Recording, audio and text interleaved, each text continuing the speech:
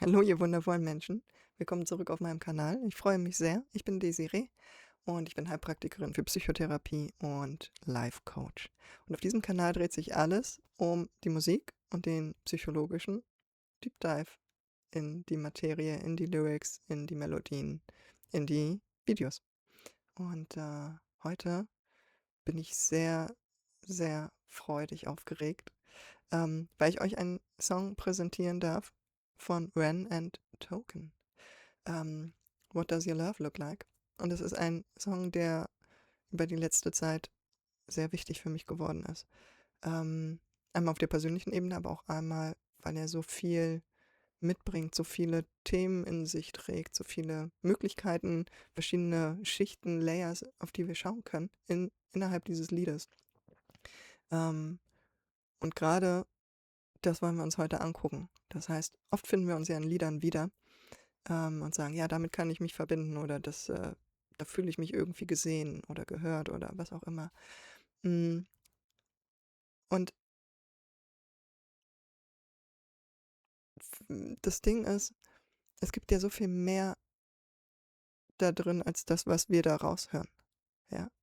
Das heißt, wir gucken uns an, was können auch die verschiedenen Bedeutungen von verschiedenen Zeilen sein. Was kann da alles drin stecken und was könnten die Leute erlebt haben, dass sie so eine Aussage treffen? Und wie wirkt sich das auf Beziehungen, Beziehungsdynamik aus, auf die Liebe? Und was verstehen wir überhaupt unter Liebe? Was ist das? Genau. Und das möchte ich mir heute mit euch zusammen angucken. Und ich hoffe, ihr habt auch Lust. Und ich habe wieder ganz viele Zettel dabei mit ganz vielen Notizen. Ich glaube, das ist die größte Zettelsammlung, die ich bis jetzt habe. Aber ich freue mich riesig darauf. Von daher, lasst uns jetzt loslegen. Wir haben noch viel vor. I'm not right for you, but I'm just what I should be. You try to change me, I try to change you. We never change, do we? What does your love look like? What does your love look like? What does your love look like? What does your love look like?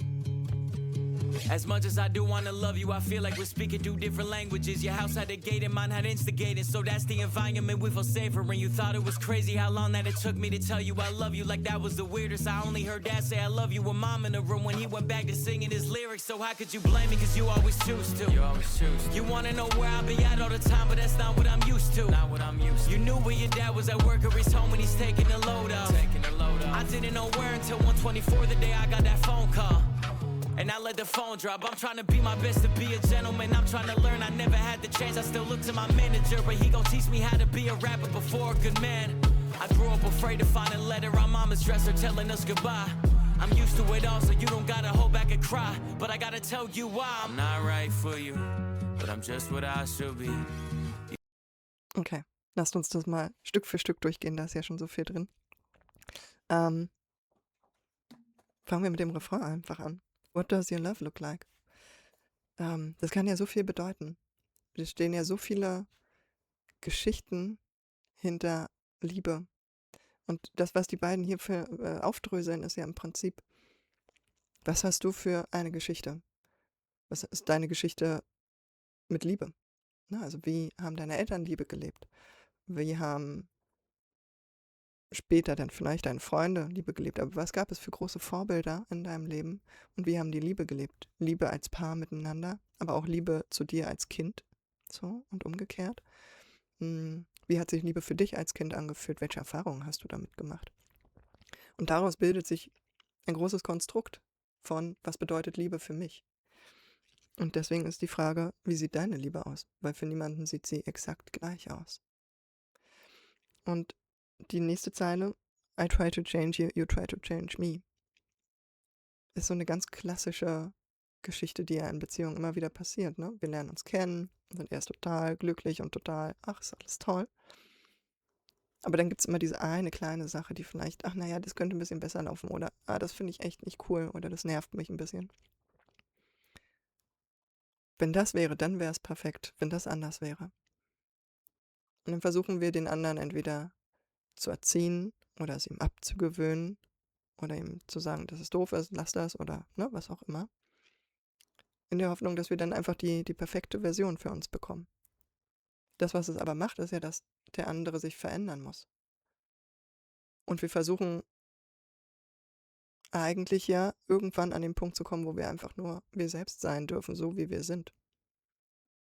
Und deswegen kommt dann die Zeile, we never change, do we? Weil am Ende, egal wie viel wir vielleicht auch selbst von uns unterdrücken oder erstmal wegmachen oder versuchen auszusperren oder nicht mehr zu tun, bleibt es dennoch immer auch ein Teil in uns, der irgendwann vielleicht sogar aufbegehrt. So. Mm. Und ich will nochmal gucken, dass ich nicht zu viel verpasse, versäume quasi. Mm. Ich meine, es ist ja nicht nur, dass wir versuchen, andere zu verändern, ne? Wir versuchen ja auch, uns selbst manchmal zu verändern und anzupassen. Gerade wenn wir jemanden besonders toll finden, dann wollen wir immer wissen, was mag diese Person an mir? Und dann wollen wir davon mehr machen. Oder was könnte sie nicht an mir mögen? Oder was könnte sie stattdessen an mir mögen? Und dann versuchen wir uns da so ein bisschen anzupassen. Und so versuchen wir uns selbst zu verändern. Aber das, was wir tun, ist, dass wir eigentlich vieles von uns selbst verleugnen. Und merken, dass wir mit der Zeit eigentlich gar nicht so glücklich damit sind. Ja, und dann holen wir den Teil irgendwie doch wieder raus. Und dann fühlt sich das so an wie, hä, wo kommt das denn jetzt plötzlich her? Vom Gegenüber. Ne? Der sich dann wundert, warum bist du jetzt plötzlich so? Das kenne ich gar nicht von dir. Und dann haben wir manchmal das Gefühl, dass wir die andere Person gar nicht kennen, richtig, oder dass wir bestimmte Dinge übersehen haben. Aber wir versuchen natürlich alle am Anfang die beste Version unserer selbst zu sein. Er hat gesagt, I feel like we're speaking two different languages. Und das ist tatsächlich immer so. Egal, mit wem ihr euch trefft. Das klingt vielleicht ein bisschen abstrus, aber dadurch, dass jeder seine eigenen Erfahrungen im Leben gemacht hat und unterschiedliche Geschichten mit unterschiedlichen Dingen verbindet, geht es ja nicht nur um das Thema Liebe, sondern es ist bei vielen, vielen anderen Themen auch so, dass allein das Wort Freiheit oder Verbindlichkeit, Wut, was verstehe ich darunter? Wie sieht das für mich aus? Wenn ich davon spreche, jetzt werde ich aber richtig wütend. Was bedeutet das für mich? Es kann was ganz anderes bedeuten als für euch da draußen. So. Was habe ich für Erfahrungen gemacht mit dem Thema Wut? Wenn jemand, weiß ich nicht, wütend wird, indem er einfach ein bisschen vehementer spricht und sagt, das finde ich jetzt gar nicht gut, dann werde ich mit Wut jetzt irgendwie das verbinden. Wenn aber jemand mit Wut zum Beispiel Aggression, verprügelt werden oder andere Dinge verbindet, dann wird er vielleicht eher zurückschrecken und sagen, oh, entschuldige, ich wollte dich nicht wütend machen, bitte, ne? Beruhig dich. Bitte mach nichts Schlimmes. So. Und dementsprechend bauen sich aber auch unsere eigenen Konstrukte in uns auf, wie lebe ich Wut? Was habe ich erfahren mit Wut? Wie kann ich Wut leben? Ne? Kann ich, wenn ich meine Wut auslebe, habe ich dann Dinge bekommen, die ich vorher nicht bekommen habe? Habe ich vielleicht eher einen auf den Deckel bekommen und wurde noch kleiner gemacht? Dann lerne ich vielleicht eher nicht so schnell wütend zu sein, sondern mich zurückzunehmen und eher beschwichtigend zu sein. Aber da kommen wir später nochmal zu. Genau, also wer bin ich? Wie bin ich auch in Beziehungen? Was bedeutet Liebe für mich? Und egal mit wem ihr euch trefft, ihr könnt immer nur einen Teil von dem verstehen, was die Person sagt, weil ihr eigene Filter habt, durch die das Gesagte quasi nochmal durchläuft und ihr interpretiert das. Und oft genug stimmt es auch ziemlich nah. Ja, also wir doggen quasi irgendwie an und haben ähnliche Konstrukte, aber nie zu 100%. Und vieles wird halt interpretiert, ja, der meint das und das, wenn er das sagt. Aber manchmal entstehen dadurch die größten Missverständnisse. Fängt schon an bei, wo treffen wir uns? Ja, am U-Bahnhof. Der eine wartet oben, der andere wartet unten. So, solche Kleinigkeiten. Aber das geht in alle Bereiche des Lebens rein. Von daher, wir sprechen immer unterschiedliche Sprachen und es ist immer gut und wichtig, in der Kommunikation nachzufragen. Wie meinst du das jetzt? Was bedeutet das für dich, wenn du das so sagst? Ja. Was habe ich noch? Your house had a gate and mine had instigators. So that's the environment we feel safer in. Auch da, ne? Dieses, wie bin ich aufgewachsen? wieder mal und bin ich sicher aufgewachsen, bin ich strukturiert aufgewachsen oder bin ich in einem Chaosumfeld aufgewachsen, eins, was unberechenbar gewesen ist, eins, was immer wieder in Ärger geraten ist. Hm, bin ich in einem Umfeld aufgewachsen, ähm, wo es traurig war oder wo es eher lebensfroh gewesen ist, wo man viel unternommen hat oder war es einfach nur, wir hocken zusammen vorm Fernseher. Ähm, und was habe ich daraus gelernt, wie Familien funktionieren, wie Beziehungen funktionieren, wie das Leben funktioniert? Mm, Und selbst wenn es tatsächlich eine Umgebung war, die eher Angst gemacht hat oder die unberechenbar gewesen ist, die mich gelehrt hat, vielleicht eher nicht so mich an Regeln zu halten oder selber Wut zu spüren oder andere Dinge, eine Angst zu verspüren, ähm, ist es das, womit wir aufgewachsen sind und unser System hat sich daran gewöhnt. Und ist das der normale Zustand, das ist das, wie das Leben funktioniert. Und wenn plötzlich das anders wird, in einer anderen Beziehung, ja, mit jemand anderem und der ist ähm, ganz anders unterwegs, dann weiß unser Nervensystem, unser Gehirn damit nicht viel anzufangen und fragt sich auch, was stimmt hier nicht? Das kenne ich nicht, das macht mir Angst. Ich muss das noch durchschauen. Vielleicht kommt noch mal was um die Ecke. Das ist mir irgendwie unheimlich, weil wir können das nicht einsortieren. Und dann fühlt es sich plötzlich bedrohlich an, obwohl es gar nicht bedrohlich ist, weil wir nicht wissen, weil wir keine Strategie dafür entwickelt haben, wie wir damit umgehen sollen. Und unser System versucht es immer wieder in das zu bringen oder uns in das zu bringen, was wir kontrollieren können, vermeintlich. Ja, das ist das, wonach es leider sucht. Hm, was haben wir noch? You thought it was crazy how long that it took me to tell you I love you. I only heard Dad say I love you when Mom was in the room. Das fand ich tatsächlich einen sehr spannenden Satz, weil auch da haben wir mehrere Möglichkeiten. Es kann sein, dass er damit meint, dass wenn seine Mutter mit im Raum gewesen ist, dass er dann seinen Vater als einziges Mal oder die einzigen Male hat „Ich liebe dich" sagen hören. Aber es kann sein, dass er es zu der Mutter gesagt hat und gar nicht zu ihm. Ne, also, dass nur der Vater zu der Mutter „Ich liebe dich" gesagt hat. Es kann aber auch bedeuten, dass nur wenn die Mutter im Raum war, konnte der Vater zu ihm sagen „Ich liebe dich." Und wir wissen nicht warum. Vielleicht, weil er dann mehr an seiner weicheren Seite war, weil es dann wärmere Momente gab. Oder vielleicht, weil die Mutter es quasi mehr oder weniger eingefordert hat und Druck gemacht hat: „Jetzt sag doch mal deinem Sohn, dass du ihn liebst."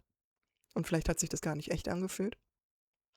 Also auch das sind ja verschiedene Möglichkeiten. Was ist dann die Erfahrung, wenn mein Vater mir nur sagen kann, dass er mich liebt, wenn meine Mutter im Raum ist und dann vielleicht auch nur, weil sie sagt: „Jetzt sag ihm das mal." Also das sind ja auch noch mal unterschiedliche Geschichten, was ich für eine Erfahrung mit Bindungspersonen, mit Personen, die ich liebe, mache, von denen ich auch abhängig bin. Genau. Und deswegen ist er es vielleicht selbst einfach nicht gewohnt, „Ich liebe dich" zu sagen. Weil vielleicht hat der Vater nur zu ihm „Ich liebe dich" gesagt und gar nicht zur Mutter. Und vielleicht hat er deswegen gelernt, okay, und man sagt es nicht. So, nicht untereinander. Das zeigt man dann halt irgendwie anders. So, ja. Mm, Gleich der Satz danach, "So how could you blame me?" finde ich sehr spannend, weil es eine Frage nach Verantwortung aufwirft. Also, wo ist meine Verantwortung in dem Ganzen, wenn ich sage, okay, das sind die Erfahrungen, die ich gemacht habe. So bin ich aufgewachsen. Ich habe nie wirklich gelernt, wie es ist, ich liebe dich zu sagen. Vielleicht war das gar nicht gewünscht in dem Haus. Mein Vater konnte es nur sagen, wenn und so weiter und so fort. Mm, Dann ist die Frage, ne, ich kann mich auf meine Kindheit und wie ich aufgewachsen bin beziehen. Und das ist immer eine gute Erklärung. So, und auch immer wichtig zu verstehen und ein Gewahrsein dafür zu haben, um es kommunizieren zu können. Aber wenn ich anfange, es als Ausrede zu benutzen und zu sagen, ey, sorry, so bin ich halt, ich werde dir das nicht so sagen und mich dann darauf ausruhe, dann wird es schwierig. Ähm, Weil dann ist es eine bequeme Zone, ne? Einfach bei mir zu bleiben und zu sagen, ja, habe ich halt so erlebt, so bin ich, lebe damit. So, ich lebe ja auch damit. Und ich meine, es ist jedermanns gutes Recht, das so zu tun. Aber wenn ich mich selbst dabei als Opfer sehe, Opfer meiner Vergangenheit, Opfer meiner Familie, dann ist es vielleicht an der Zeit, da genauer hinzugucken und das mal aufzulösen und neue Erfahrungen zu machen und ein neues Verhalten zu erlernen. So. Und über die Komfortzone hinauszugehen.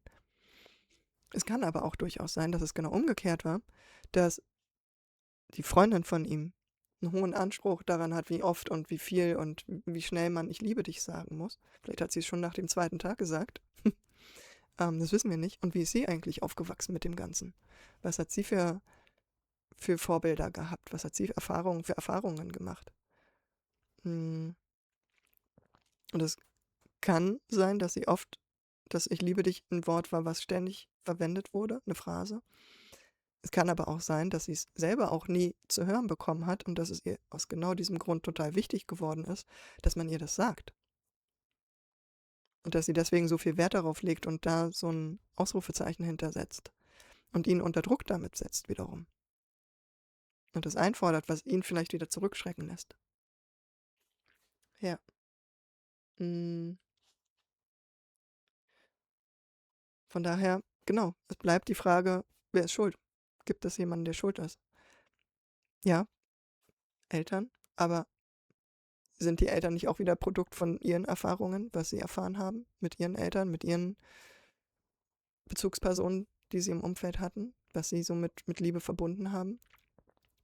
Und deren Bezugspersonen, sind die nicht auch nur ihre Erfahrungen? Also wer ist ursprünglich schuld? Ja, am Ende sind wir alle entweder verletzte Wesen oder einfach Menschen, die Konstrukte bilden, um bestimmte Themen aufbauend auf ihren Erfahrungen. So, genau. Mm, Wir haben noch den Satz, den fand ich auch gut. Or he's home when he's taking a load off. I didn't know where until 1:24, the day I got that phone call and I let the phone drop. Also das, was ich mit meinem bisschen Recherche rausgefunden habe, ist, dass der Vater von Token verstorben ist. Und wir sehen ihn ja, glaube ich, auch in irgendeinem der Videos, wie er auf dem Grab oder am Grab seines Vaters ist. Aber was ist das, was er von seinem Vater gelernt hat? Wenn er sagt, take a load off, dann kann das sowas sein wie Alkoholkonsum oder Drogenkonsum, irgendwas in diese Richtung. Oder anderweitig Druck abgebaut über Gewalt oder einfach weggehen, abhauen, um wieder zu atmen, zur Luft zu kommen. So. Und auch das, ne, ist ja eine Erfahrung, die das Kind quasi mit dem Vater macht. So. Genau das, was ja noch dazu kommt, ist, dass es so ein plötzlicher Tod war von dem Vater. Das heißt, jemand, der ihm sehr nah war, den er geliebt hat wahrscheinlich auch, ne, ich weiß nicht, wie doll die Bindung am Ende gewesen ist. Und wie stark die Liebe war. Und dennoch ist es zum einen der spontane plötzliche Verlust von dieser wichtigen Bezugsperson, die auch prägt, ja, also kann Angst machen, wie schnell kann jemand, den ich liebe, auch einfach gehen? Muss ich mich davor schützen, vor dem Schmerz, der kommt, vor diesem Verlust, der kommen könnte? Und wie er auch sagt, dass er jeden Tag darauf gewartet hat, dass ein Brief auf der Kommode von seiner Mutter liegen könnte, die sich verabschiedet. Was vielleicht in diese Richtung zu deuten ist, dass sie eine Depression entwickelt hat. Lebenswille nicht mehr so da gewesen ist. Zu viel Schmerz, zu viele eigene Themen. Und er vielleicht jeden Tag mit einem Suizid seiner Mutter gerechnet hat, auf einer Ebene. Oder vielleicht ist seine Mutter auch stark krank geworden, ich weiß es nicht. Und ja, aber so ein Brief mit Abschied könnte auch bedeuten, dass sie die Schnauze voll hatte und er ihr zugetraut hätte, einfach abzuhauen und ihn einfach allein zu lassen zu dem Zeitpunkt. Und sagt, ey, ich muss hier weg. Und auch da die Angst, eine wichtige Bezugsperson wieder zu verlieren. Und wenn man sowas durchlebt, prägt einen das. Dann verbindet man mit Liebe vielleicht immensen Schmerz, Verlust, Angst. Und das überträgt sich dann, wenn ich in einer Beziehung bin. Genau. Also, was ist das Konstrukt, was er um Liebe gebildet hat, mit dem, was wir bis jetzt wissen? Es kann Verlust sein, es kann Verletzung sein, im Sinne von, vielleicht gab es Gewalttätigkeit, aber auch Wut und Aggression, im Sinne von Bezugspersonen, die ihn lieben, wenn die wütend geworden sind, dann ist der Vater vielleicht ausgetickt oder abgehauen, hat ihn verlassen, die Mutter, wen auch immer verlassen. So, ist vielleicht irgendwann wiedergekommen, aber man wusste nicht wann oder wie. Oder ob er überhaupt wiederkommt. Was hat er noch mit Liebe verknüpft? Dass er vielleicht Verantwortung für andere mitträgt, ne? Für seine Mutter, dass es ihr gut geht, dass sie nicht einfach abhaut oder Suizid macht oder ähnliches. Er hat gelernt, dass wenn er sich zurücknimmt und ruhiger ist, vielleicht, dass er dann in Ruhe gelassen wird. Vielleicht hat er gelernt, dass Liebe einseitig ist. Also im Sinne von, nur wenn die Mutter im Raum war, hat der Vater gesagt, ich liebe dich. Wenn es wirklich der Vater war, der nur zu der Mutter, ich liebe dich gesagt hat, dann hat Token vielleicht nie von seinem Vater gehört, dass er ihn liebt. Und er hat aber natürlich als Kind die Liebe für den Vater empfunden, also Einseitigkeit. Vielleicht gibt es auch da eine Angst. Ja, ihr seht, komplex. Ich würde noch mal ein kleines bisschen zurückspulen und dann geht's weiter. And I'm trying to learn, I never had the chance. I still look to my manager, but he gon' teach me how to be a rapper before a good man. I grew up afraid to find a letter on mama's dresser telling us goodbye. I'm used to it all, so you don't gotta hold back and cry. But I gotta tell you why. I'm not right for you, but I'm just what I should be. You try to change me, I try to change you. We never change, do we? What is it? Also auch hier nochmal spannend, ne? I tell you why I'm not right for you, but I'm just like I should be. Das ist eine super coole Sichtweise, weil sie einfach zeigt, ich bin das Produkt meiner Erfahrungen. Und das, was mein Gehirn aus diesen Erfahrungen für Schlüsse gezogen hat. Ja, weil es gibt ja Leute, die machen eine und dieselbe Erfahrung auf der einen Ebene, sind im selben Raum, erleben das Gleiche, ziehen aber andere Schlüsse aus diesen Erfahrungen und haben damit eine unterschiedliche Erfahrung gemacht. Von daher, er ist genauso, wie er sein sollte, weil er der ist, mit den Erfahrungen, die er gemacht hat und den Schlüssen, die er daraus gezogen hat. Und deswegen ist er genau richtig, so wie er ist. Es ist nichts falsch mit ihm. Aber er ist vielleicht dann nicht der Richtige für sie. Ja, aber da geht er später nochmal genauer drauf ein. Aber jetzt kommt Rens Part. You try to change me, I try to change you. We never change, do we? What does your love look like? What does your love look like? What does your love look like? What does your love look like? I'm not right for you, but I won't get up and leave. Cause I hate the pain that is colour my veins, that is present in solitary. What does your love look like? Does it look black and white? Is it your kryptonite? Do all your demons get louder at night and the voices get softened when we're intertwined? I've been going to therapy lately, cause the cause and effect made me hate the way that I feel when the loving gets real. Cause I just wanna run and escape the pressure that paints me. Pressure of safety, pressures of promises that turn to maybes. Pressure of bravely moving in the same direction. The pressure been driving me crazy. So my therapist said that these wounds that I kept were created when I was a kid. And just like that, all my thoughts raced back to a Welsh town, 96. My mother was crying, my father was screaming and shouting, denying the sin of deceiving and cheating and lying. The weeds are uprooted, the garden is dying, but still she forgives. This cycle repeats, every night I try to sleep, hearing the screams through concrete, mothering peace, a vision of love, a lesson that fused with the cells in my blood. A lesson that taught me that love ain't enough and that love can be porcelain when times get tough. Flash forward 5 years later, sitting in the passenger seat of my dad's car with my maker. My dad looked shaken, turned to face him, the words that he spoke cutthroat like razor. He said, Ren, sometimes love can be complicated, navigating a world that we co-created. And I've made mistakes, but I will love you daily. And just like that, it's just me, my mum and my sis. The stress left mum disabled for a bit. I grew up fast then, cause I gotta be a new Ren. Strong for my sis and my mum at a loose end. Confused but moving through the confusion. My raw new love feels fake like What does your love look like? Does it tear your inside? Does it keep you up at night? My brother. Does it make you feel like a fist in a windpipe? Suffocate the feeling of what love's meant to feel like. Now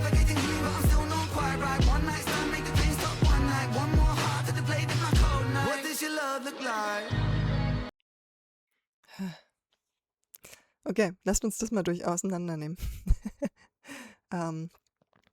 Ich würde sie jetzt nochmal zurückspulen und dann einfach so Zeile für Zeile mit euch mal so durchgehen. I'm not right for you, but I won't get up and leave. Cause I hate the pain that is color my veins, that is present in solitary. What did Da würde ich schon einhaken. ähm,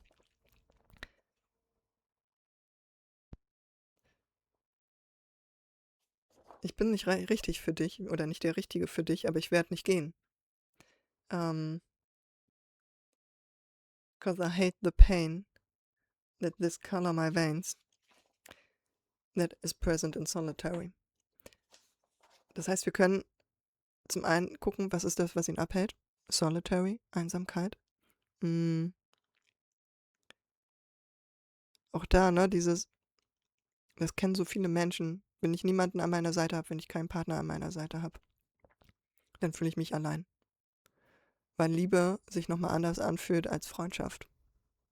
Oder andere Dinge. Andere Beziehungsebenen, die wir so haben. Kollegen, Bekannte, was auch immer. Und ich bleibe, obwohl ich das Gefühl habe, dass wir eigentlich nicht zusammenpassen. Ich nehme ganz viel in Kauf. Ganz viel schlechtes Gefühl vielleicht in Kauf, ganz viel Streit, ganz viel mich selbst zurücknehmen, mich selbst verleugnen, ganz viel Wut, nur um nicht allein zu sein, weil ich dieses Gefühl hasse von Alleinsein. Ja. Weiter.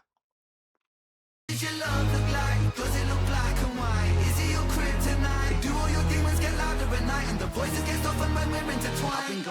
Okay, das müssen wir uns schon wieder angucken. Und zwar, what does your love look like? Does it look black or white? Da geht's schon los, ne, mit dem Punkt. Was bedeutet black and white? Es kann sein, entweder oder. Entweder liebe ich oder ich liebe halt nicht. Es gibt nichts dazwischen. So. Es kann aber auch sein, ist Liebe für mich etwas, was sich schwarz-weiß anfühlt, was nicht wirklich Farbe hat, was nicht wirklich Lebendigkeit mit sich bringt, sondern eher so, ja, schwarz-weiß, vielleicht noch ein paar Grautöne. Es ist irgendwie da, weil ich mich sonst einsam fühle.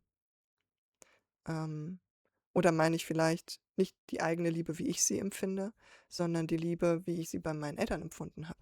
Wie war deren Liebe? War die auch schwarz und weiß?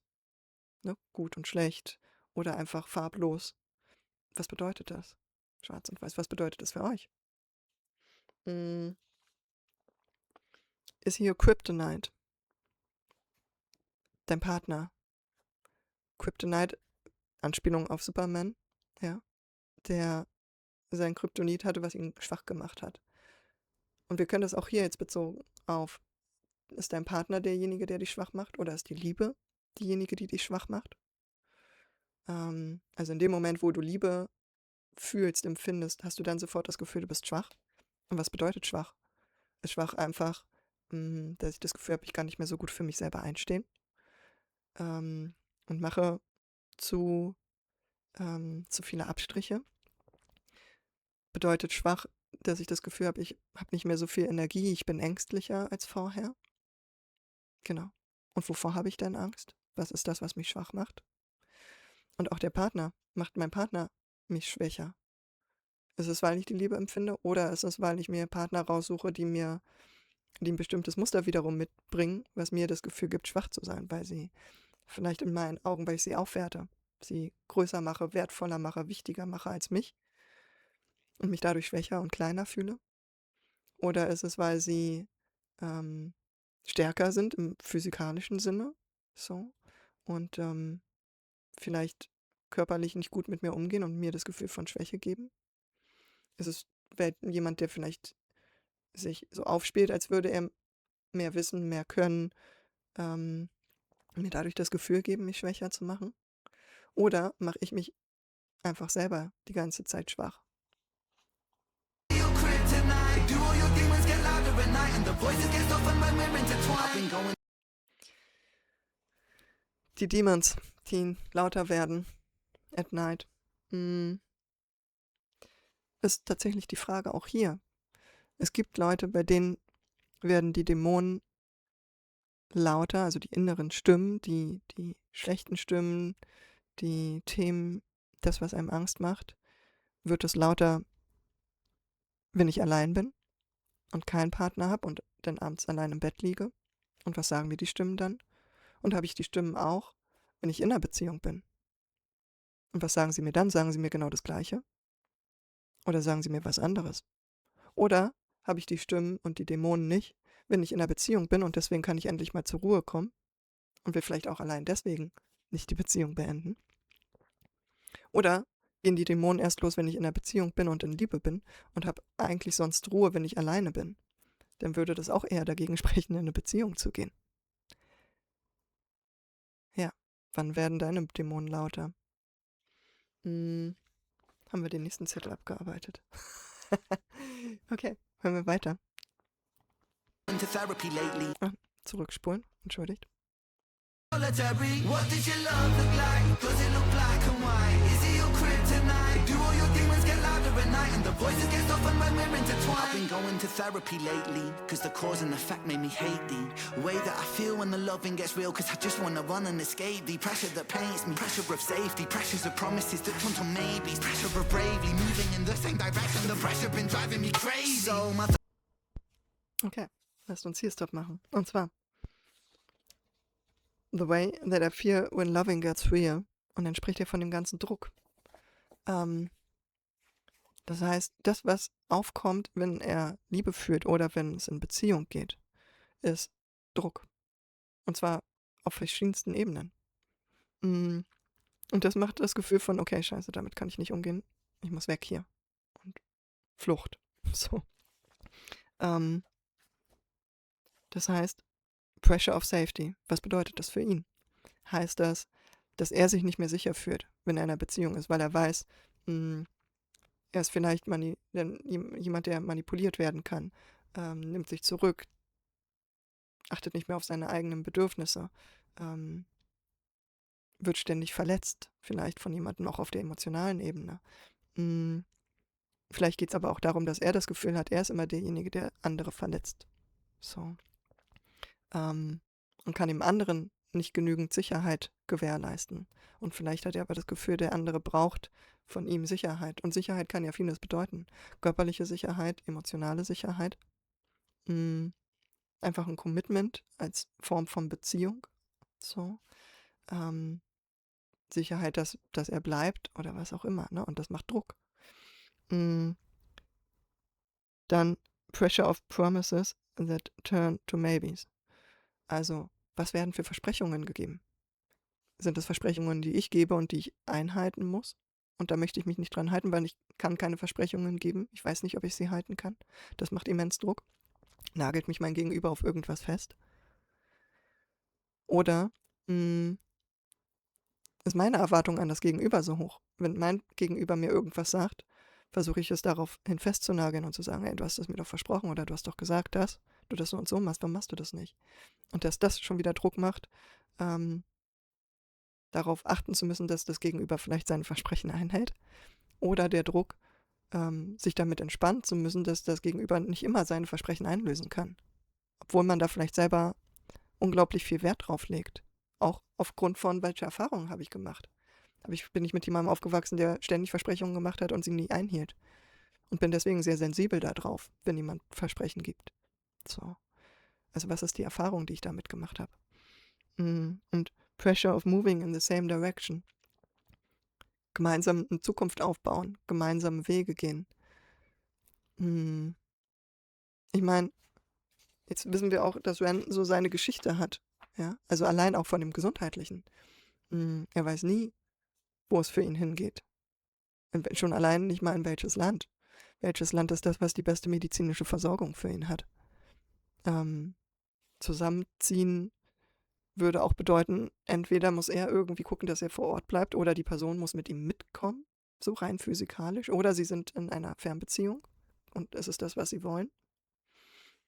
Aber auch als Künstler, als kreativer Kopf, vielleicht, ne, auch aufgrund seiner Erfahrungen oder aufgrund der Geschichte, braucht er eine gewisse Form von Freiheit, von sich treiben lassen, wohin es ihn zieht, ähm, wo er seine Arbeit leben möchte und wie er sie leben möchte.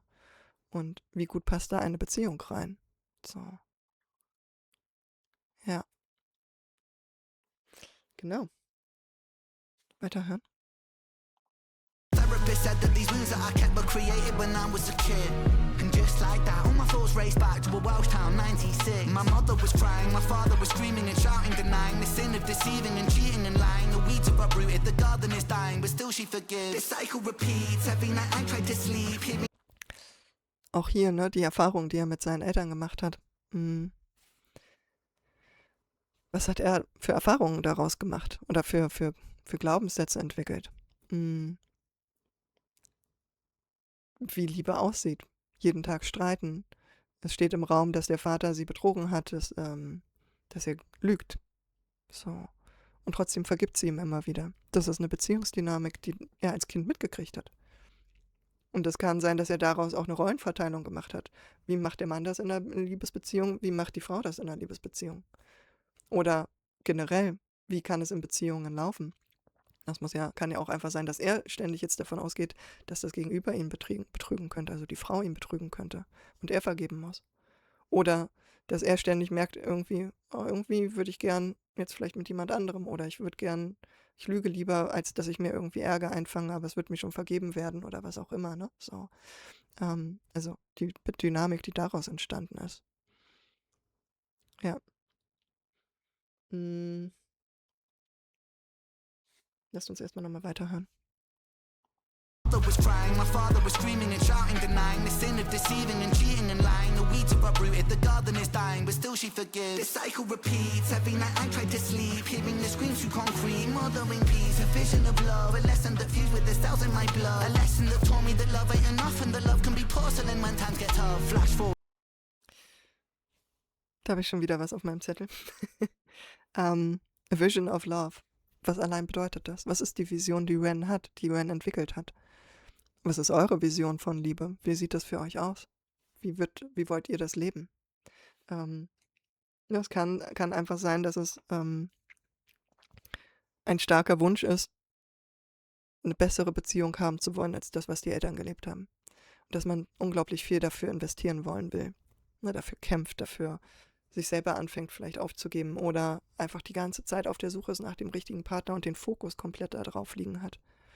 Es kann aber auch sein, dass es genau das Umgekehrte macht. Oh Gott, ich will in keine Beziehung gehen, weil das wird so enden wie bei meinen Eltern. Das will ich nicht, das brauche ich nicht in meinem Leben. Nein, danke, lass uns mal irgendwas anderes machen. So. Es kann sein, dass ich mir Partner suche, mit denen ich genau diese Dynamik wiedererlebe, um unbewusst, sagt man gerne, dass es den Versuch gibt, das aufzulösen. Das Traumagehirn quasi versucht irgendwie das, was ich damals erlebt habe, dafür endlich eine Lösung zu finden und dass es mich deswegen immer wieder in so eine Situation bringt, wo ich so Sachen, die ich in meiner Kindheit erlebt habe, wiederhole. Und vielleicht versuche ich, das, was meine Eltern gemacht haben, aufzulösen, indem ich mich ständig selber sowas suche. Oder ich versuche es nicht aufzulösen, aber ich suche mir unbewusst solche Partner, weil das ist ja das, wie Beziehung gelebt wird und Liebe gelebt wird. Und das kann die Vision of Love sein. Ja. Und es kann wie Porzellan sein, es zerbricht so schnell und so leicht. Diese ganze Streiterei, ne, dass die Liebe so schnell zerbrechen kann. Und die sind noch in der Dynamik von Streit, von Wut, von Lügen, von Betrügen, von Vergeben und wieder geht die Spirale von vorne los. Und wo ist da die Liebe noch? Ist die Liebe kaputt gegangen und man ist noch in dieser Dynamik? Und auch da, was bedeutet das? Heißt das, wenn ich mich in eine Beziehung begebe, dass es auf jeden Fall eine hohe Chance gibt, dass die Liebe zerbrechen wird? Will ich das dann noch? Ist das meine Vision von Liebe? Was brauche ich dafür, damit ich mich sicher fühlen kann, damit ich das Gefühl habe, die wird nicht zerbrechen? Gibt es überhaupt irgendwas, was mich davon überzeugen kann? Ja. cells in my blood. A lesson that taught me that love ain't enough and that love can be porcelain when times get tough. Flash forward 5 years later, sitting in the passenger seat of my dad's car with my maker. My dad looked shaken, turned to face him. The words that he spoke cut throat like razor. He said, Ren, sometimes love can be complicated, navigating a world that we co-created. And I've made mistakes, but I will love you daily. And just like that, it's just me, my mum and my sis. The stress left mum disabled for a bit. Bevor wir jetzt in den nächsten Absatz kommen. Eben hatte ich noch vergessen, er hat auch gesagt, Love ain't enough. Also, ne, wenn wir es jetzt vielleicht nochmal auf die Situation mit den Eltern beziehen.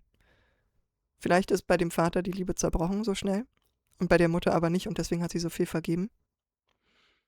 Und es hat aber nicht gereicht, um die Beziehung zu retten. Dieses ständige Vergeben, dieses ständige drüber reden, versuchen es irgendwie besser zu machen. Der Vater ist trotzdem gegangen. So. Oder vielleicht war es auch umgekehrt. Vielleicht hat der Vater die Mutter betrogen, weil die Mutter ihn nicht mehr geliebt hat und einfach nur so elternmäßig vor sich hin funktioniert hat und der Vater verzweifelt gewesen ist. Kann auch sein. Und es gibt Beziehungen, wo es dann heißt, na, dann such dir doch jemand anderen. Oder er hat sich jemanden gesucht, um sich geliebt zu fühlen, weil er nicht wusste, was er machen soll, weil er verzweifelt war. Und das, was er mit seinem Vater in dem Auto erlebt hat, dieser Punkt von Ren, sometimes love can be complicated. Das vergisst man als Kind nicht. Ne? Das ist, der Vater hat einem das gesagt, das ist eine wichtige Bezugsperson. Und über sowas bilden sich Glaubenssätze. Das ist ein Satz, der ihn anscheinend bis heute begleitet. Liebe kann kompliziert sein. Und wenn du damit aufwächst und dann in dein Liebesleben gehst mit der Überzeugung, naja, Liebe kann kompliziert sein, dann wirst du danach Ausschau halten, wo es kompliziert wird. Und sobald es nur eine kleine Bestätigung gibt, die du dort einsortieren kannst, ja, da haben wir es wieder, stimmt, Liebe ist kompliziert. Obwohl es vielleicht gar nicht so kompliziert ist. Aber ich packe es schneller in diese Geschichte hinein. Ja. Und indem er das macht, verstärkt er diesen Satz natürlich immer mehr, ne? Und das irgendwie wird es dann immer mehr, dass er sagt, Alter, das mit der Liebe und dem Kompliziertsein, das lassen wir mal lieber, wir lassen das mal so auf einem Abstand, dass ich das gut handeln kann. Ich brauche da nicht mehr, danke. So. Ja. Okay. Lasst uns nochmal ein bisschen zurückspulen. Und weiter geht's. Sometimes love can be complicated, navigating a world that we co-created. And I've made mistakes, but I will love you daily. And just like that, it's just me, my mum and my sis. The stress left mum disabled for a bit. I grew up fast then, cause I gotta be a new and strong for my sister, my mum at a loose end. Confused but moving through. Okay. Schon wieder Pause. Also, the stress left mom disabled for a bit. Das heißt, die Mutter hat vielleicht nicht mehr so gut funktioniert nach der Trennung, nachdem der Vater einfach gegangen ist. Vielleicht ist sie selber depressiv geworden, vielleicht war sie einfach nur komplett gestresst mit der Verantwortung für 2 Kinder da zu sein und plötzlich alleinerziehend zu sein. Die ganze Arbeit, vielleicht Geld verdienen, für die Kinder da sein, dass da alles funktioniert, das ist allein wesentlich schwerer, vor allen Dingen, wenn du es von heute auf morgen hast. So. Und es klang jetzt nicht so, als wäre der Vater in regelmäßigen Abständen wieder da gewesen und hätte unterstützt. So. Und das, was Ren gemacht hat, ich bin schnell erwachsen geworden, um zu unterstützen. Meine Mutter war überfordert. Also war ich der Mann im Haus, der die Rolle meines Vaters übernommen hat. Und ich habe versucht, meine Mutter zu unterstützen. Ich habe versucht, meine Schwester zu unterstützen, habe versucht, dafür zu sorgen, dass es ihnen gut geht. Was hat er daraus gelernt? Liebe gleich Verantwortung. Verantwortung für das Wohlergehen und die Gefühle der Menschen, die ich liebe. Das ist eine Menge. So, das ist eine hohe Verantwortung, was er daraus gelernt haben kann. Und es ist auch eine Pflicht. Und es kann auch sein, dass er nicht nur, also dass es für ihn eine Pflicht ist, wenn er in eine Beziehung geht, dass er dann für andere auch, also auf andere achten muss, für andere sorgen muss. Dass er dafür verantwortlich ist, wie das Gegenüber sich fühlt. Obwohl er das natürlich nicht ist und vielleicht der Partner das auch gar nicht von ihm fordert. Aber wenn es in ihm so drin ist, diese Überzeugung, dann wird er sich selber diesen Druck machen. Dann wird er sich immer schlecht fühlen, wenn es dem Partner schlecht geht, zum Beispiel. Und es kann dazu führen, dass er sagt, na, Ach da, dann lieber keine Beziehung, weil die Verantwortung kann ich gerade gar nicht tragen. Ich muss mich um mich selbst kümmern. Ich habe mit meiner eigenen Gesundheit zu tun. Mit meinem eigenen Künstlerdasein, mit meinem eigenen Leben. Ich muss mich selbst irgendwie zusammenhalten. Ich kann gerade für niemand anderes Verantwortung übernehmen und nur allein deswegen, obwohl es niemand von ihm fordert, außer er selbst, geht er nicht in eine Beziehung.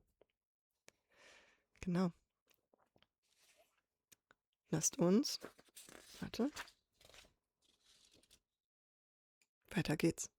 Up fast then, cause I gotta be a new brand. Strong for my system, I'm on my loose end. Confused but moving through the confusion. My raw new love feels fake like What does your love look like? Does it tear your inside? Does it keep you up at night? My brother. Does it make you feel like a fist in your windpipe? Suffocate the feeling of what love's meant to feel like. Navigating you, but I'm still not quite right. One night stand, make the pain stop one night. One more heart to the blade of my cold night. What does your love?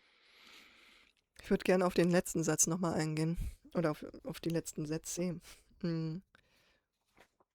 One night stand, make the pain stop one night. Und one more heart to the blade of my cold knife.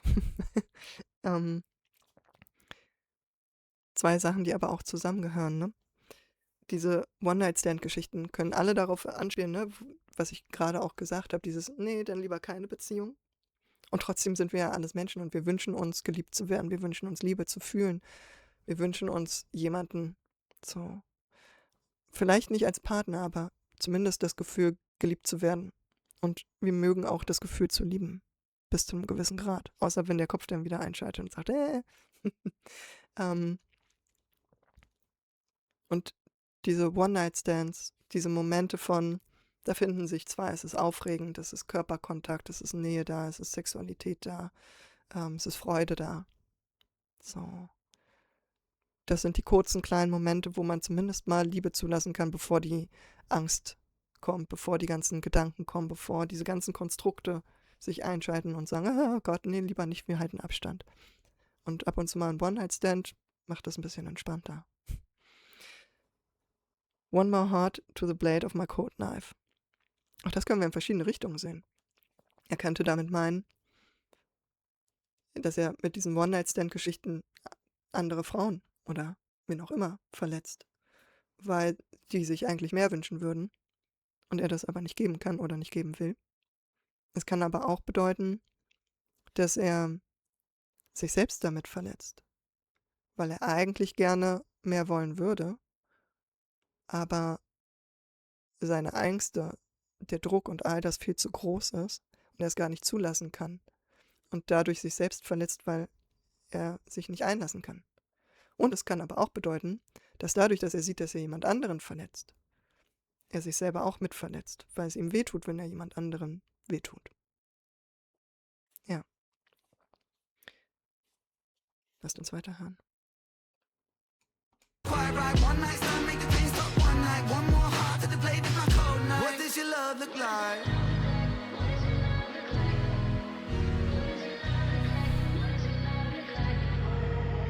You realize how hard that I work and you told me you feel for me. If I lost all my motivation tomorrow, would you still love me? It's easy to love when I'm up, when I'm down and you leaving. You can't even give me an answer cause you never seen it, and that's why it's hard to believe it. If you need help but I'm too far away, is it over for you? Maybe I'm just not the person for you, even though I still could be the soul for you. Right. Maybe we are meant to be together, but our history got in the way. Your trust issues, my fear issues, too many issues at play. You yell fast, I get quiet, you wanna see more passion. I've seen what real yelling can lead to, so no, I don't have it. I grew up afraid to see holes in the wall in a room that was locked from inside. I promise I'm used to it all. You don't gotta ever hold back and cry, but I gotta tell you why I'm not right for you, but I'm just. Okay, lasst uns das Stück für Stück wieder durchgehen. Wo haben wir es?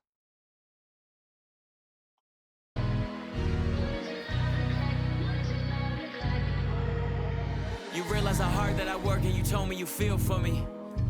If I lost all my motivation tomorrow, would you still love me? Okay, lasst uns hier schon mal anfangen.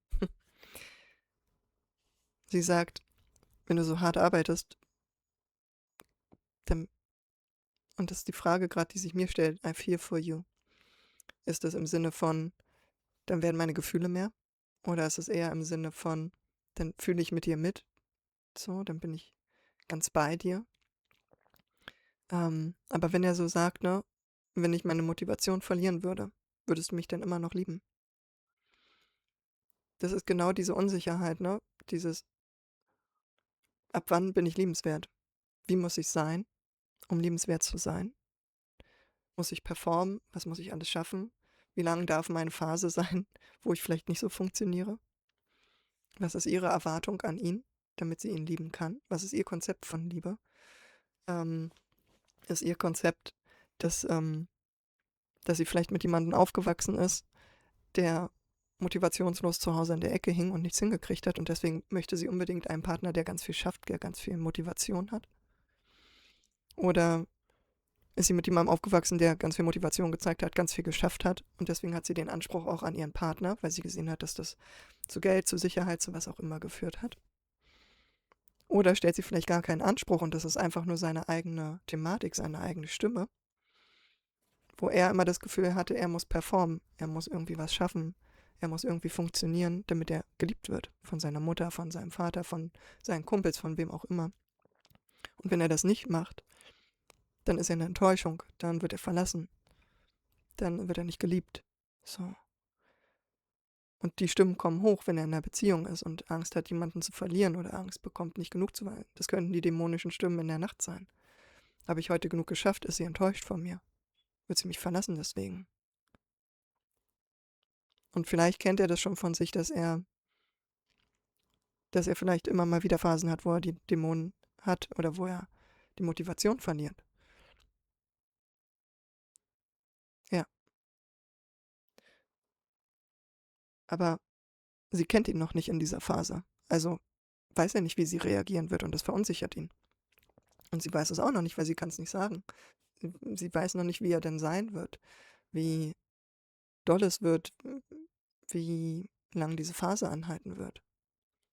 Wie lange würdest du bei jemandem bleiben, der die komplette Motivation verliert und noch bei sich ist? Hängt es davon ab, wie lange du mit der Person schon zusammen bist? Hängt es damit zusammen, wie viel du für diese Person ursprünglich empfunden hast? Oder bist du jemand, der sagt, boah, da wird es echt schwierig für mich und dann gehe ich. Nichts davon ist gut oder schlecht oder richtig oder falsch. Es geht hier nur um dieses, was ist dein Konzept von Liebe? Wie lebst du Liebe? Ja, lasst uns weiterhören. If I lost all my motivation tomorrow, would you still love me? It's easy to love when I'm up, when I'm down and you leaving. You can't even give me an answer cause you never seen it, and that's why it's hard to believe it. If you need help but I'm too far away, is it over for you? Maybe I'm just not the person for you, even though I still could be the soul for you. Maybe we are meant to be together. Ich liebe diesen Satz, diesen letzten. Maybe I'm just not the right person for you, even though I could still be the soul for you. Weil es genau das zum Ausdruck bringt. Ne? Vielleicht gibt es einen Kern in ihm und in ihr, die richtig, richtig gut zusammenpassen würden. Wenn diese ganzen Themen, diese dämonischen Stimmen, diese Erfahrungen, die wir gemacht haben und die Schlüsse, die wir daraus gezogen haben, wenn die nicht so stark wären, wenn wir da drüber hinwegsehen könnten, wenn sie uns nicht so stark geprägt hätten. Das heißt, die Person, die vielleicht nicht zu ihr passt, ist das Ergebnis quasi von den Erfahrungen, die wir gemacht haben. Und die Seele ist das, was darunter ist, der Kern, das Ursprüngliche. Weil oft ist es ja so, dass wir eigentlich fühlen, eigentlich würde ich jetzt gern so und so reagieren. Oder es einfach ziehen lassen. Und wir können nicht. Und genau das ist es, diese Seele und die Person. Das Gute ist, es gibt Möglichkeiten, Stück für Stück das zu bearbeiten, zu verarbeiten und auch zu verändern. Wo wir unseren Fokus drauf legen. Wir können unsere Lernerfahrungen umändern und neu starten. Wir können natürlich nicht die Vergangenheit verändern, aber wir können es abkoppeln zu dem, wie wir heute drauf schauen. Wir können quasi neu installieren, wie wir heute auf Dinge schauen.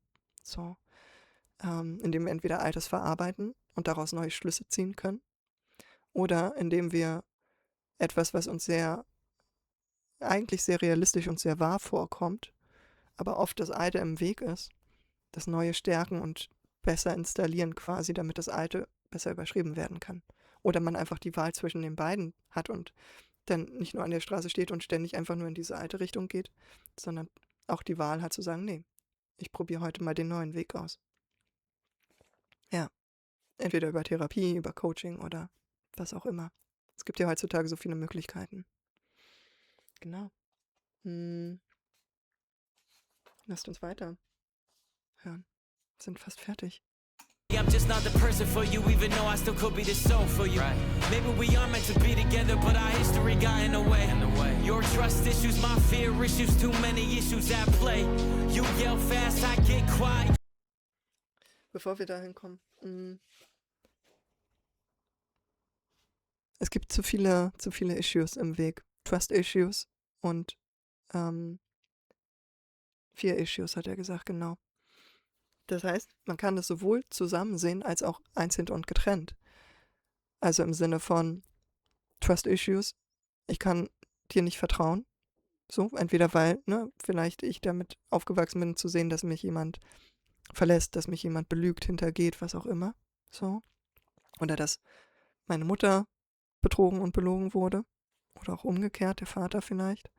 Was habe ich für ein Thema? Kann ich meinem Partner nicht vertrauen? Oder habe ich das Gefühl, ich kann mir selbst nicht vertrauen, weil ich vielleicht auch dazu neige, fremd zu gehen, zu lügen, was auch immer, zu verletzen, mich nicht einzulassen? Dann kann es sein, was die Angst-Issues anbelangt, habe ich Angst vor der Liebe, habe ich Angst davor, dass sie zerbricht, habe ich Angst davor, dass es nicht genug ist, Angst vor dem Druck, habe ich Angst vor dem, was mein Partner von mir erwartet. Und wenn wir dann gucken, können sich die auch gegenseitig bedingen, die Sachen. Also wenn ich ein Vertrauensthema habe und sage, ich kann dir nicht vertrauen, dann kann es sein, dass das beim Gegenüber wieder Angst auslöst. Von Verlust. Auch umgekehrt, wenn mein Partner mir nicht vertraut, kann es in mir Angst auslösen, dass ich den Partner verliere, weil wenn er mir nicht vertraut, so. Es kann natürlich auch mehr als Angst auslösen, es kann auch Wut auslösen, es kann Hilflosigkeit auslösen und so weiter und so fort. Es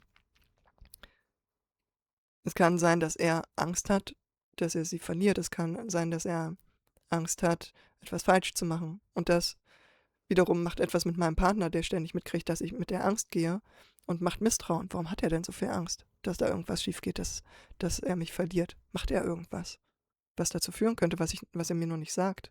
Belügt er mich? Und das kann dann wieder zu einer Dynamik werden. Ja. So lassen wir es stehen. Und ich finde das sehr, sehr schön hier in dem Video dargestellt, auch gerade in dem Bild. Wir konnten ja die Dynamik quasi sehen von der Mutter und dem Mann oder dem Vater in der Küche und wie der Vater quasi von hinten auf sie zuging, um sie eigentlich zu trösten und die Hand ausstreckte. Und es dann aber nicht tat und ging. Und diese Erfahrung wurde gesehen oder diese Erfahrung wurde von ihm gemacht als Kind. Und jetzt, wo er versucht, in einer sehr ähnlichen Situation für seine Partnerin da zu sein, die Hand nach ihr auszustrecken, kickt diese Erfahrung oder diese Erinnerung rein und seine Hand ist gebunden und er kriegt es einfach nicht hin. Er schafft es nicht, darüber hinwegzugehen und es einfach zu tun. Und bleibt quasi in dem gefangen, was er erlebt hat. Oder wie er es gelernt hat, wie es gemacht wird. Ja. Issues, my fear issues, too many issues at play. You yell fast, I get quiet. You wanna see more passion. I've seen what real yelling can lead to, so no, I don't have it. I grew up. Es ist ganz, ganz schön, dieses You yell fast, I get quiet. You wanna see more passion. Und I've seen what a real yelling can lead to. Das ist tatsächlich eine Passage, die mich am meisten getroffen hat. Weil ich auch die Erfahrung gemacht habe. Ich bin auch eher der Typ, der, wenn es um Streit geht, ruhig wird. Früher sehr, sehr ruhig, fast schon in so einer Erstarrung. Ich konnte nichts mehr sagen, ich konnte mich nicht mehr bewegen. Und das wiederum hatte mit meinen Erfahrungen zu tun. Was ich gelernt habe, was hilft, wenn jemand wütend wird. Und wir probieren ja als Kinder Verschiedenes aus oder auch als Jugendliche, Also wir probieren erstmal aus, wenn jemand wütend auf uns ist, ruhig zu bleiben. Wir probieren aus, zu argumentieren. Wir probieren aus, selber wütend zu werden. Und was sind die verschiedenen Erfahrungen? Was ist das, was am besten hilft, damit der Ärger aufhört, damit das nicht so schlimm wird, damit ich vielleicht gewinne oder damit ich in Ruhe gelassen werde? Und je nachdem, wie unsere Eltern denn auf unsere Versuche reagieren, lernen wir, wie wir damit umgehen und bilden unsere eigene Strategie. Und wenn ich gelernt habe, dass es gefährlich wird, wenn jemand wütend wird, oder dass, wenn ich zurückwütend werde, es noch doller wird oder lauter wird oder was auch immer, es überhaupt nicht funktioniert, sondern das, was funktioniert, ist, sich klein zu machen, sich ruhig zu machen, nichts zu argumentieren, nichts zu tun, was den anderen aufregen könnte, dann ist das meine Go-To-Strategie auch in der Zukunft. Es gibt wiederum auch Leute, die, sobald sie in eine Position kommen, wo sie selber eher über jemandem stehen, dann ihre Wut rauslassen, weil da kann ihnen nichts passieren, da können sie es dann endlich auch ausleben. Und dann ist es quasi sowas wie ein Ausgleich, eine Gleichberechtigung von früher durfte ich nicht, jetzt kann ich. So. Aber es gibt auch Leute, die dann einfach sehr, sehr leise werden. Selbst wenn sie einfach in einer gleichberechtigten Partnerschaft sind und nicht mehr das hilflose Kind sind. Und auch das kann man sich natürlich wieder abtrainieren, ne? Es braucht Verarbeitung und hingucken und lernen, neu lernen, umlernen. Das braucht viel Zeit, aber es ist möglich. Und Hogan berichtet hier, ne, dass er eben diese Erfahrung gemacht hat, dass er eingesperrt war in einem Raum, wo dann Löcher in der Wand waren. Das heißt, wahrscheinlich deutet das darauf hin, dass der Vater so wütend wurde, dass er mit den Fäusten vielleicht in die Wand geschlagen hat oder mit irgendwas anderem. Und dass er tierisch Angst hatte, dass irgendwann was auf ihn zukommt. Vielleicht hat er auch diese Erfahrung gemacht. Und dieses unscheinbar, ja, alles klar, ne, ich werde ganz ruhig. Und für seine Partnerin ist es genau umgekehrt. Für sie ist es vielleicht eher diese Streitkultur, ne, dieses sich lautstark auseinandersetzen, miteinander diskutieren. Das ist Passion, das ist Leidenschaft. So zeigt man, dass man sich liebt, so zeigt man, dass man emotional involviert ist. Was ist mit dir los? Warum bist du so ruhig? Liebst du mich nicht genug? Ist es dir nicht wichtig genug? Was ist da los? Ist es dir egal? Und für ihn ist es, nee, Quatsch. Ich möchte, dass es uns gut geht. Ich möchte, dass es dir gut geht. Aber mein Fear-Issue, meine Angst, kickt so rein, mein altes Verhalten, ich kann nicht anders reagieren. Und hat sie dafür Verständnis. Und deswegen ist Kommunikation so wichtig. Damit wir voneinander lernen können, damit wir dem anderen verstehen können. Was geht in dem anderen vor, dass er sich so verhält, wie er sich so verhält. Ja. Und vielleicht hat er auch in sich selbst diese Wut. Weil das ist tatsächlich auch oft so, ne, dass Kinder, die so mit Wut die Erfahrung gemacht haben und selber aber nicht wütend werden durften, weil es gefährlich war, diese Wut trotzdem in sich tragen. Und manche Kinder werden dann, wie gesagt, zum Beispiel in der Schule dann wütend mit anderen Kindern und werden dort aggressiv, weil sie es dort ausleben können, weil es dort eine Gleichberechtigung gibt, auf einer physischen Ebene. Und vielleicht spürt er diese Wut und weiß, wohin Wut führen kann. Entweder weil er es selber schon gemacht hat, weil er vielleicht selber geprügelt hat, weil er selber Menschen verletzt hat, oder weil er eben weiß, was die Wut seines Vaters gemacht hat und was es mit ihm gemacht hat. Und er deswegen nicht mehr möchte, dass er selber wütend wird, weil er Angst hat, jemanden damit zu verletzen auf der physischen oder emotionalen Ebene. Und deswegen nimmt er sich komplett zurück und lieber nichts mit Wut. Alles wegdrücken, was mit Wut zu tun hat. Ja. Okay, lasst uns zu Ende hören. I've seen what real yelling can lead to, so no, I don't have it. I grew up afraid to see holes in a wall in a room that was locked from inside. I promise I'm used to it all. You don't gotta ever hold back and cry, but I gotta tell you why. I'm not right for you, but I'm just what I should be. You try to change me, I try to change you. We never change, do we? What does your love look like? What does your love look like? What does your love look like? What does your love look like?